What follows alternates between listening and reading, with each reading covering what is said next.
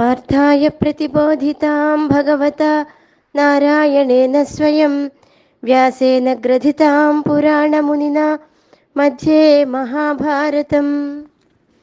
ఆఖ్యాహి మే కో భవానుగ్రరూపో నమోऽस्तु తే దేవవర ప్రసీద విజ్ఞాతుమిచ్ఛామి భవంతమాద్యం నహి ప్రజానామి తవ ప్రవృత్తిం. ఓ దేవదేవోత్తమ, ఇంత అద్భుతమైన ఆకారం కలిగినటువంటి నీవెవరివి? ఎందుకంటే నీ ప్రవృత్తి ఏమిటో నాకు తెలియటం లేదు. కనుక ఆది పురుషుడమైన నీ గురించి తెలుసుకోవాలనుకుంటున్నాను. నీకు నమస్కారము. నాకు నీ గురించి తెలియచేయి, నన్ను అనుగ్రహించు అని అర్జునుడు పరమాత్మను కోరుతున్నాడు. భగవంతుని గురించి తెలుసుకోవలసినటువంటి వాళ్ళు అర్జునుని వలె వినయాన్వితుడై భక్తి సమన్వితుడై ఉండాలి. ఈ దేహమునందు అధి యజ్ఞుడను నేనే అని భగవానుడు ఇంతకు ముందర శ్లోకంలో తెలియజేశాడు.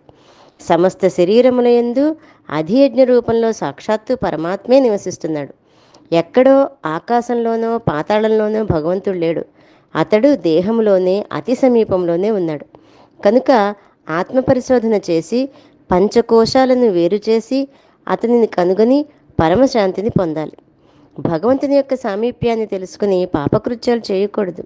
కనుక దేహంలోనే నివసించినటువంటి ఆ భగవంతుని యొక్క విశ్వరూపాన్ని అర్జునుని వలె మనం కూడా చూడాలి అంటే నిష్కల్మషమైన మనస్సుతో, నిర్మలమైన భక్తితో, అచంచలమైన విశ్వాసంతో ఆ భగవంతుని ప్రార్థించాలి. ఆ భగవంతుని యొక్క రూపం గురించి తెలుసుకోవాలి. ఇవన్నీ తెలుసుకోవాలంటే అపరిమితమైనటువంటి శ్రద్ధ, భక్తి ఉండాలి. భగవద్గీత వినాలి అనేటువంటి జ్ఞానము కానీ, ఆశ కానీ, కోరిక కానీ ఎవరికి కలుగుతుందో వాళ్ళకి ఎటువంటి మనస్సులో క్లేశములు కానీ కష్టాలు కానీ లేకుండా చాలా ప్రశాంతమైన జీవితం కలుగుతుంది అని శ్రీకృష్ణ పరమాత్మ తెలియజేస్తున్నాడు. జై గురుదత్త.